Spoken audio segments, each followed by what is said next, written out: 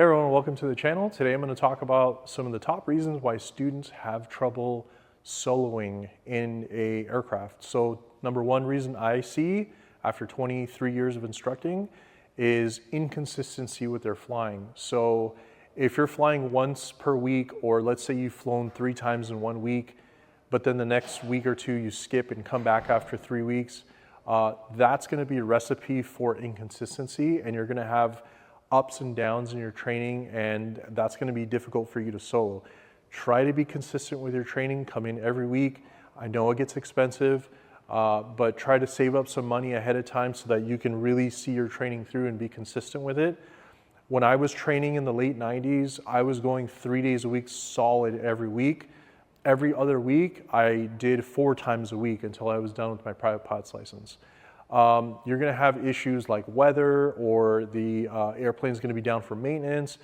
When you know those things are going to happen, you definitely want to try to do everything you can to be consistent with your training and show up on the days that the weather's good, the airplane's ready to go, your instructors are ready to go. So that's a big reason. Another reason is they don't get their paperwork done in time. So for example, if you need a medical and you go to the doctor's office the day prior to your solo, and you find out that you have to provide additional documentation to the doctor for him to issue you the medical certificate.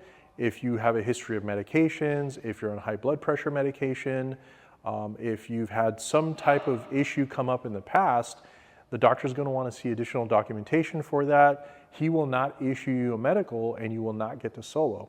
So that's really important. Lastly, you definitely want to get your student pilot certificate issued by the school. Your flight instructor or the school has to log into IACRA's website, on the FAA website, and recommend you for the student pilot certificate.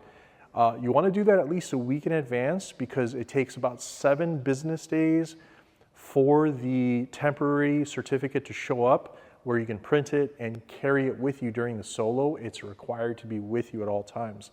The actual physical card looks like a pilot's license.